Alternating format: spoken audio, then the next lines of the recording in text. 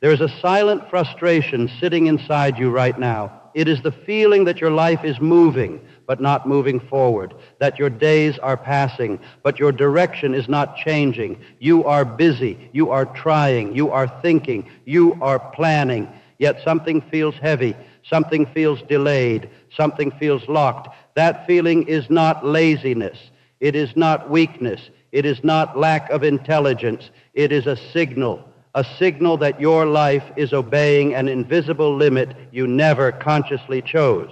Most people believe they feel stuck because of circumstances, because of money, because of people, because of timing, because of bad luck. But the deeper truth is this: you do not feel stuck because your path is blocked. You feel stuck because your identity is still obeying an old internal rule. Your mind has already decided what feels normal for you. And anything beyond that normal feels unfamiliar, even if it is good. So your behavior slows down, your energy drops, your focus hesitates, your momentum collapses, not because you are incapable, but because your nervous system is protecting what it believes is safe. Your mind does not crave success, it craves familiarity. It would rather repeat a predictable struggle than enter an unpredictable improvement. This is why so many people stay in the same place while working hard. They are not failing. They are complying with an internal story that quietly says, this is as far as people like me go. And once that story becomes familiar, your life begins obeying it automatically. You are not stuck in life. You are loyal to an old internal agreement, an agreement that says what you deserve, an agreement that says what feels realistic, an agreement that decides what you allow yourself to become. And until that agreement changes, your life remains on autopilot. Not because the world is unfair, but because your internal law is unchanged. You do not need more motivation yet. You do not need more effort yet. You do not need more information yet. You need awareness, because the moment you see the internal rule that has been holding you in place, it begins to lose its power. That is where movement truly begins. Your mind was trained long before you realized it was being trained. Every reaction you watched growing up, every warning you heard spoken with fear, every disappointment that carried emotion, they did not just pass through you, they settled inside you. They became instructions. You learned what to expect from life. You learned what feels safe. You learned what feels risky. You learned what feels too much. And your nervous system memorized those patterns. So now, whenever your life begins moving beyond what your past trained you to expect, your body sends quiet resistance. Your breath shortens. Your energy dips. Your focus scatters. Your mind hesitates. Not because your future is wrong, but because your identity is protecting your past. You are not fighting your circumstances. You are negotiating with your conditioning. This is why people sabotage opportunities they prayed for. They receive the chance, then delay. They feel momentum, then doubt. They see possibility, then hesitate. Not because they do not want change, but because their nervous system has not been updated to accept it as normal. Your life does not change at the speed of your decisions. It changes at the speed of your identity. Your identity is simply the collection of beliefs you have accepted as true. And your beliefs become your emotional thermostat. They decide how much success feels safe. They decide how much freedom feels realistic. They decide how high you are willing to live. Until you reset that thermostat, your life keeps returning to the same temperature.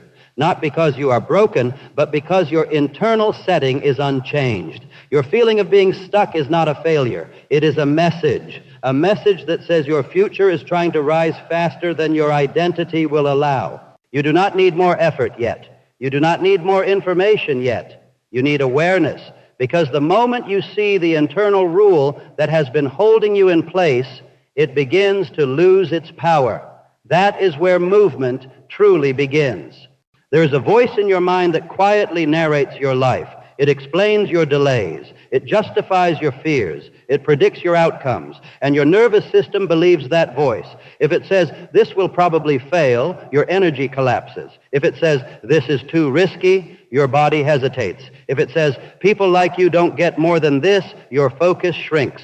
Not because those statements are facts, but because your mind treats them as instructions. Your internal language programs your emotional response to life. Change your internal language, and your emotional chemistry changes. Change your emotional chemistry, and your behavior changes. Change your behavior, and your future follows. Most people try to change their lives by changing their actions, but actions are downstream. Belief is upstream.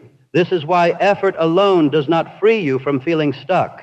You are trying to move while your internal voice is still telling you to stay. Your mind cannot obey two conflicting commands at once, so it returns to the familiar.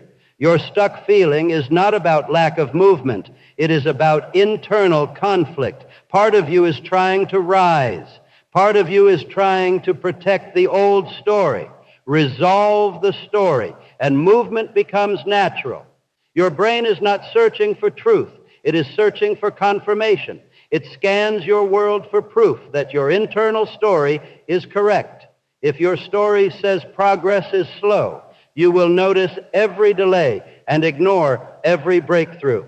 If your story says success is rare, you will magnify obstacles and minimize opportunities, not because the world is unfair, but because your filter is fixed. Your identity creates your reality by controlling what you notice, what you remember, and what you emotionally react to.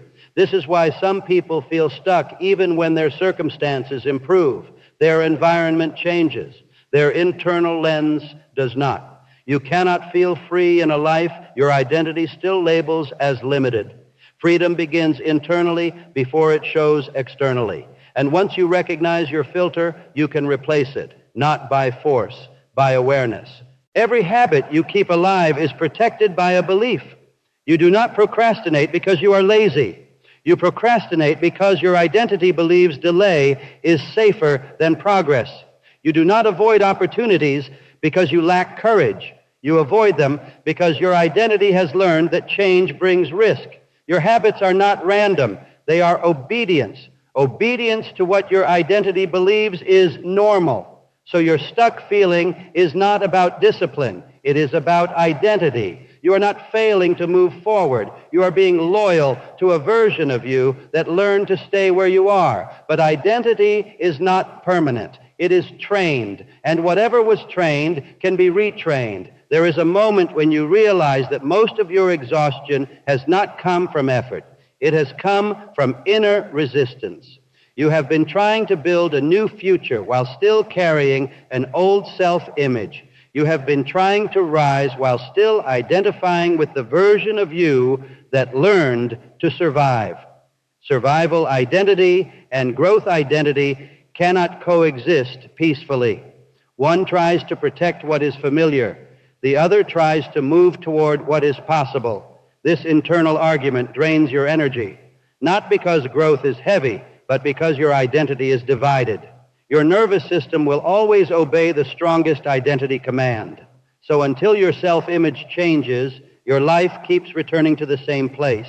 Your stuck feeling is not failure. It is feedback. Feedback that says your identity has not yet been updated. Your self-image is the true ceiling of your life. You cannot permanently live above who you believe you are. You can visit higher levels. You can touch them. You can imagine them. But you cannot stay there until your identity accepts them as normal. This is why sudden success collapses for some people. Their life rose faster than their identity could adapt. And quietly, their behavior restored the old pattern. They delayed. They hesitated. They distracted themselves. Not because they wanted less, but because their identity demanded consistency. Your stuck feeling is the space between who you are and who you are becoming, and that space feels uncomfortable. But discomfort is not danger. It is adjustment. Your mind is loyal. It will protect your old identity until you consciously replace it, not out of sabotage, but out of safety. Your nervous system confuses familiarity with security. It would rather keep you in a known struggle than allow you into an unknown improvement. This is why people self-sabotage right before breakthrough, not because they are weak, but because their identity feels threatened. Your stuck feeling is your nervous system asking for new instructions. There is a quiet moment when you stop asking, "What is wrong with me?" and start asking, "What belief is creating this pattern?" That moment changes everything, because now you are no longer fighting yourself. You are rewriting yourself. You begin choosing your internal language, your expectations, your standards, your reactions slow down, your focus sharpens, your confidence stabilizes, because now your behavior is no longer fighting your identity. It is obeying it. Your stuck feeling begins dissolving. Once your identity begins to change, your life begins responding quietly. Your standards rise, your habits align, your choices sharpen, not because you forced discipline, but because your internal agreement changed. Your future does not need motivation. It needs permission. Permission to rise above old limits. Permission to move beyond old expectations. Permission to become someone your past never trained you to be. And the moment you grant that permission, movement returns. There is a reason some people move steadily forward while others circle the same place for years. It is not luck. It is not talent. It is not timing. It is expectation. Expectation is the silent engine of behavior. Your expectations tell your nervous system how much effort is necessary. They tell your mind how long to persist. They tell your habits where to stop. Low expectations feel safe. High expectations feel unfamiliar. So your mind resists unfamiliar expectation, even when that expectation would improve your life. Your stuck feeling is your nervous system resisting an upgraded expectation. Your identity is not changed by information. It is changed by repetition. Every time you choose a higher standard, your identity updates. Every time you refuse an old reaction, your nervous system rewires. Small daily choices quietly rebuild your self-image, and your self-image quietly rebuilds your life.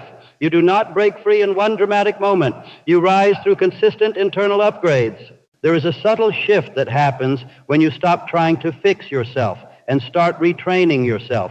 You realize you were never broken. You were conditioned to expect certain results, conditioned to accept certain limits, conditioned to repeat certain reactions, and conditioning can be replaced. Your stuck feeling begins to make sense.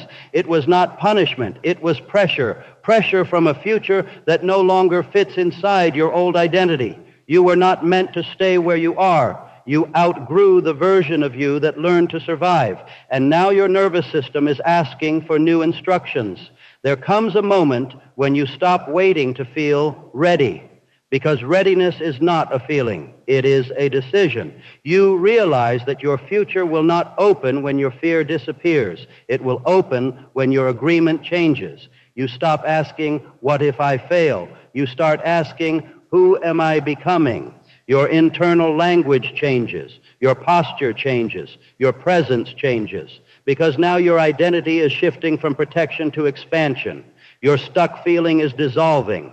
There is a quiet moment when you realize you are no longer the person who felt trapped. Your reactions are different. Your language is different. Your expectations are different. Your life is no longer running on old internal law. It is responding to a new internal agreement. You did not escape your past by force. You replaced it by awareness. You did not break free with motivation. You rebuilt yourself through identity. And now your life moves, not in panic, not in confusion, but in alignment. Your stuck feeling was never your enemy. It was your invitation, an invitation to become the version of you that no longer needs to ask why they are stuck, because they are no longer living under the belief that kept them there.